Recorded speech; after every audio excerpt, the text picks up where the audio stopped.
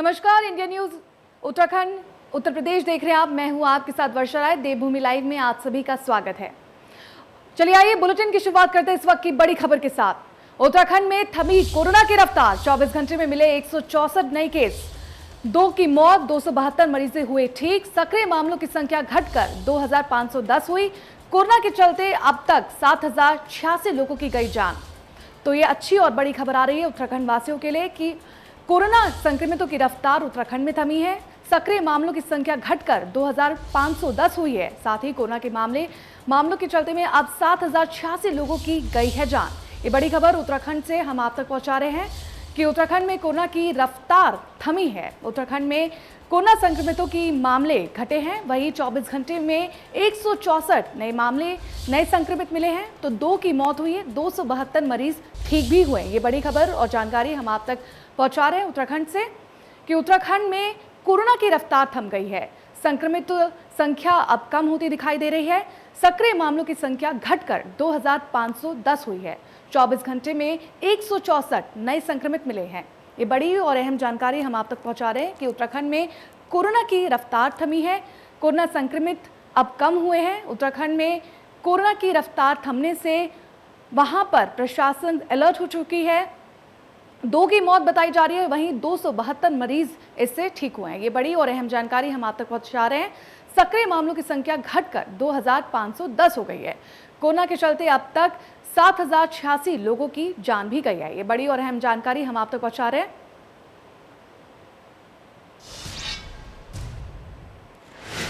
Corona महामारी की दूसरी लहर ने देश भर में तबाही मचा दी थी, लेकिन अब कोरोना की तीसरी लहर और घातक होने के आसार हैं। तीसरी लहर में डेल्टा प्लस नामक वायरस फेफड़ों को ज्यादा नुकसान पहुंचाएगा।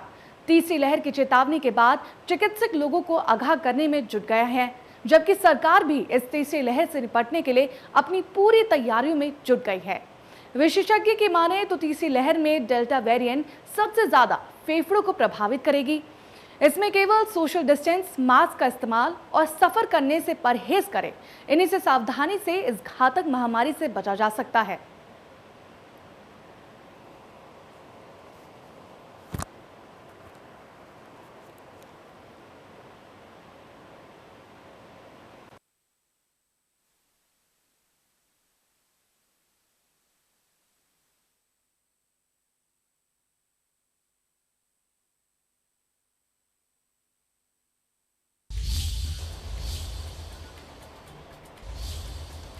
ये बड़ी और अहम जानकारी हम आप तक पहुंचा रहे हैं। उत्तराखंड में कोरोना की रफ्तार थम गई है। 24 घंटे में मिले 164 नए संक्रमित, 2 की मौत, 272 मरीज हुए ठीक। ये बड़ी और अहम जानकारी हम आप तक पहुंचा रहे हैं कि सक्रिय मामलों की संख्या घटकर 2510 हुई है। कोरोना के चलते अब तक 7086 लोगों की जान गई है। और ये बड़ी और अहम जानकारी हम आप तक पहुंचाने की कोशिश कर रहे हैं कि उत्तराखंड में कोरोना की रफ्तार थमी है। ये एक तरह से प्रशासन के लिए बहुत ही अच्छी खबर है। 24 घंटे में अभी तक 164 नए संक्रमित मिले हैं। साथ ही 2 की मौत, 272 मरीज ठीक हुए हैं, इसकी जानकारी मिल रही है। सक्रिय मामलों की संख्या घटकर 2510 हो गई है। ये बड़ी और अहम जानकारी हम आप तक पहुंचा रहे हैं। कोरोना के चलते अब तक 7086 लोगों की जान भी गई है। उत्तराखंड के पौनी जिले के मनदीप सिंह ने सरहद पर फर्ज निभाते हुए देश के लिए अपना सर्वोच्च बलिदान दे दिया है। पौनी जिले के सुदूरवर्ती गांव सकनौली चौबट्टा खाल निवासी मनदीप सिंह पुत्र सत्यपाल सिंह जम्मू कश्मीर के गुलमर्ग में शहीद हो गए थे।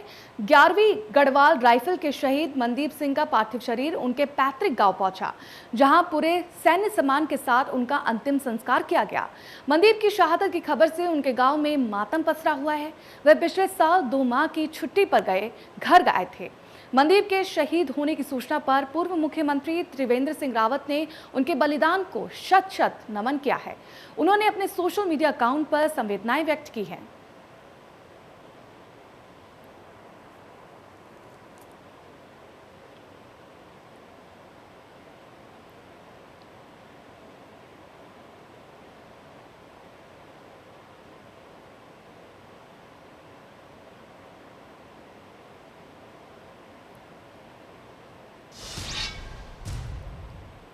मसूरी शहर में कांग्रेस द्वारा मसूरी में गरीब और जरूरतमंद लोगों को राशन वितरित किया गया। इस मौके पर मसूरी कांग्रेस भवन में आयोजित कार्यक्रम में बतौर मुख्य अतिथि पूर्व विधायक राजकुमार और महानगर अध्यक्ष लालचंद शर्मा ने शिरकत ली। इस मौके पर उन्होंने गरीब और जरूरतमंद लोगों को राशन वितरित किया और प्रदेश सरकार पर जमकर हमला बोला। कहा कि सरकार सभी मोर्चों पर विफल हो गई है। उन्होंने कहा कि कोरोना संक्रमण को लेकर सरकार की गलत नीतियों की वजह से लोगों को भारी नुकसान झेलना पड़ रहा है। लहर चली है और लोग इतने परेशान हुए हैं, बहुत सारे लोगों की जानें चली गई हैं और बहुत सारे परिवार घर से गए हैं। आर्थिक मंदी आ गई है, व्यापारी भाई परेशान है, श्रमिक परेशान है, मजदूर परेशान है और सामान्य वर्ग के लोग भी सारे लगभग इस टाइम कामकाज से दुखी हो रखे हैं।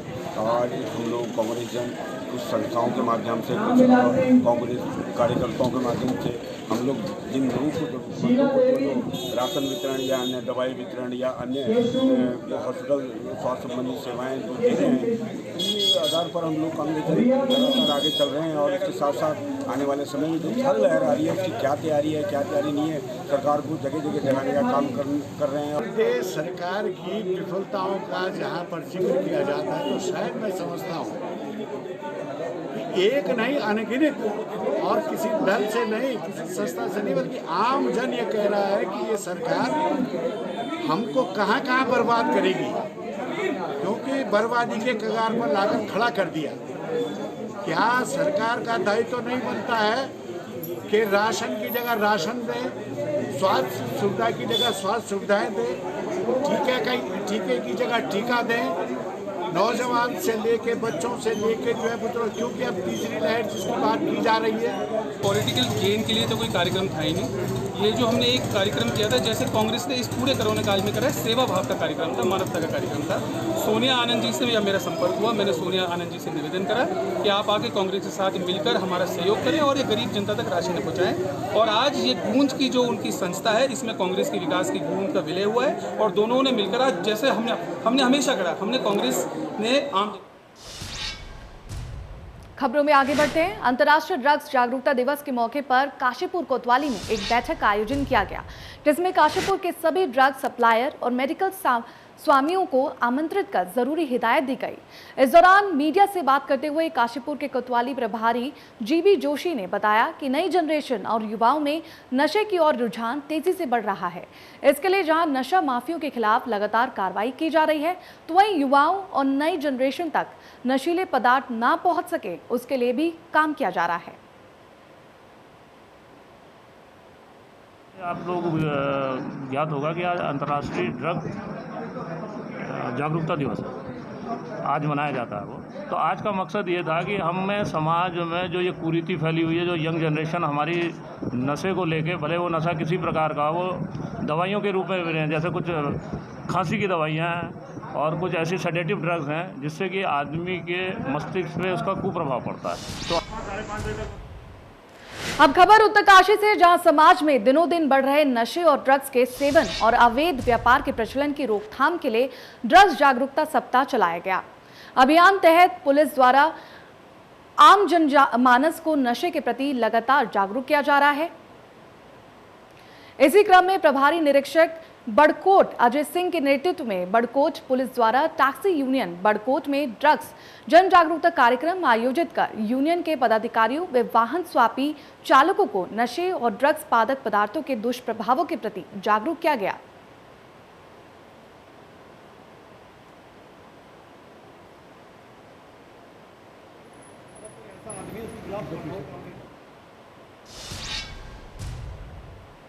नशे की गर्त में डूबते युवाओं को इसकी वजह से होने वाले नुकसान के प्रति जागरूक करने और उन्हें नशे की लत से बचाने के लिए रुड़की की मंगलौर कोतवाली परिसर से मंगलौर पुलिस के सहयोग से मुस्लिम सेवा संगठन के द्वारा बड़ा जागरूकता अभियान चलाया गया। इस अभियान के तहत युवाओं द्वारा जागरूकता रैली निकाली गई। कोतवाली प्रभारी निरीक्षक यशपाल सिंह के नेतृत्व में आयोजित ये जागरूकता अभियान मंगलौर कोतवाली का है।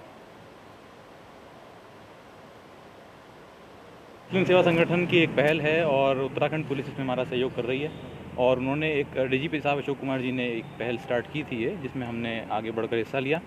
मंगलौर के अंदर नशे की प्रवृत्ति युवाओं के अंदर बहुत ज़्यादा बढ़ गई है और अभिभावक लेवल पर भी, टीचर्स के लेवल पर भी, समाज के लेवल पर भी हम लोग इसको रोकने में फेल हुए हैं, अभी तक विफल साबित हुए हैं। उसकी वजह लोगों के अंदर पुलिस को लेकर एक डर है कि अगर हम कंप्लेंट करेंगे तो हम ही से पूछताछ होगी, जिसको दूर करने के लिए हमारे निरीक्षक साहब ने, प्रभारी साहब ने ये पहल की कि हम लोग को बुलाया और इसको साथ में लिया ताकि हम लोगों तक ये बात पहुंचा सकें और उनको इसकी बुराइयां समझा सकें। हमारे उत्तराखंड प्रदेश के डीजीपी महोदय के द्वारा एक अभियान चलाया गया है, साप्ताहिक अभियान, जिसमें ड्रग्स के खिलाफ जनता में ज़्यादा से ज़्यादा जागरूकता बढ़ाने के लिए और नशे की रोकथाम के लिए कार्रवाई करनी है।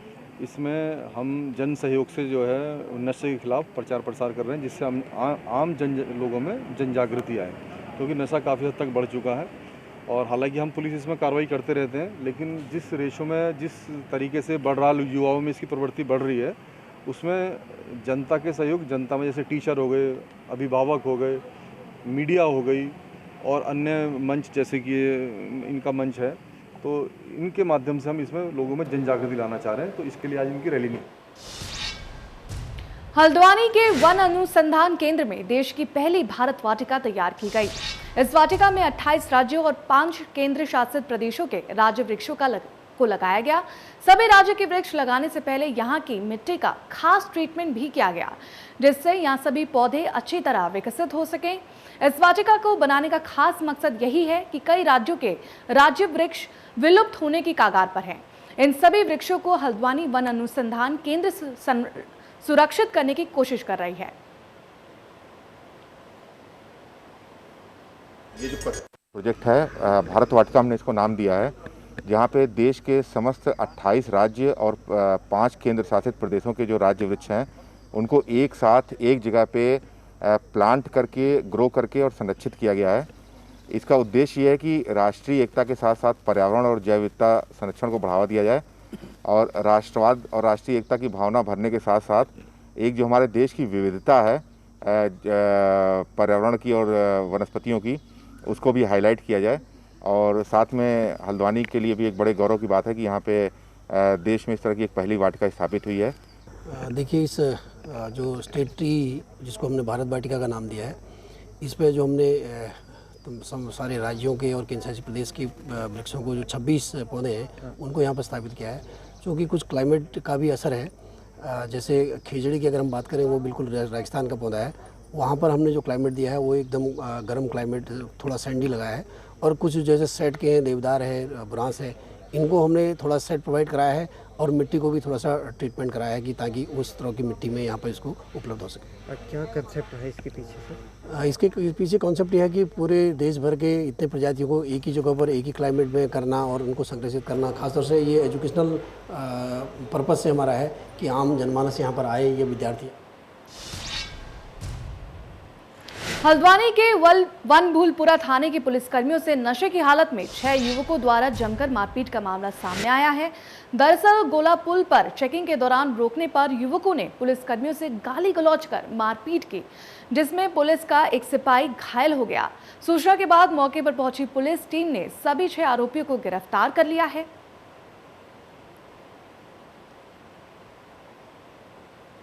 भूलपुरा थाने का ये मामला है। कल रात को जब हमारे गौला पार की पिकेट पे लड़के चेकिंग कर रहे थे, उस समय एक टेम्पो में 6 नवयुवक आए थे और वो शराब पिए हुए थे। जब उनको चेकिंग के लिए उनसे उनकी आइडेंटिटी मांगी गई तो उन्होंने वहाँ पे उपस्थित जो कर्मी हैं उनके साथ अभद्रता की और हाथापाई हुई है। पुलिस के द्वारा तत्काल इन 6 लोगों को गिरफ्तार किया गया है। इनके विरुद्ध धारा 147, 48 और 332, 353 IPC में मुकदमा दर्ज करने के बाद इनको माननीय न्यायालय के समक्ष आज। ऋषिकेश से हरिद्वार जा रही गाड़ी तेज रफ्तार होने के कारण डिवाइडर से टकराकर पलट गई और गाड़ी में आग लग गई। गाड़ी में बैठे लोगों ने कूदकर अपनी जान बचाई। स्थानीय लोगों ने इसकी सूचना फायर विभाग को दी तो फायर विभाग की गाड़ी ने कड़ी मशक्कत के बाद आग पर काबू पाया। गनीमत ये रही कि गाड़ी में बैठे हुए लोगों को कोई भी नुकसान नहीं पहुंचा।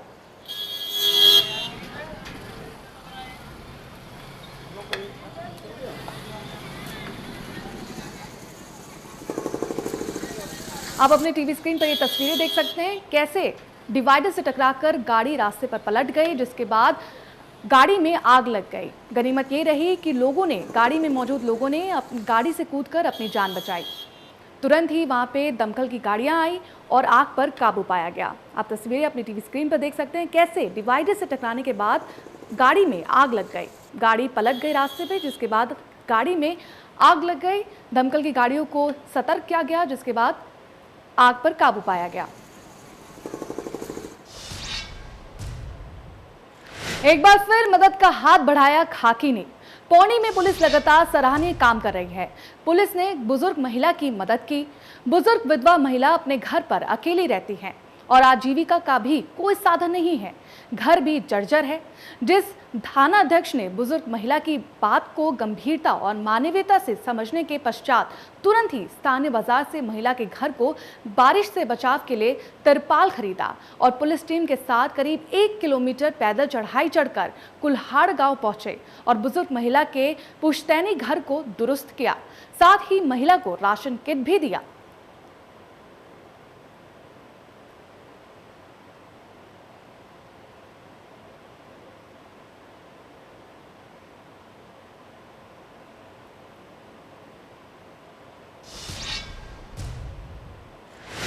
ऋषिकेश में बद्रीनाथ राजमार्ग रुद्रप्रयाग और चमोली जिले की जनता के लिए नासूर बन गया है। आए दिन राजमार्ग पर जगह जगह बोल्डर मलबा गिरने से यातायात घंटों प्रभावित हो रही है। वहीं आवागमन के लिए भी राष्ट्रीय राजमार्ग खतरनाक बन गया है। दरअसल हाईवे के चौड़ीकरण में मशीनों से कटिंग के बजाय विस्फोट किया जा रहा है, जिस कारण पहाड़ी पर दरारें पड़ने से भूस्खलन हो रहा है। वहीं डीएम का कहना है कि बद्रीनाथ हाईवे पर डेंजर जोन वाले स्थानों का ट्रीटमेंट किया जा रहा है। ऐसे में 3 से 4 घंटे के भीतर राजमार्ग को खोलने के प्रयास किए जा रहे हैं। साथ ही हाईवे पर ध्वस्त हुए परतों की जांच के लिए विभाग को निर्देश दिए गए हैं।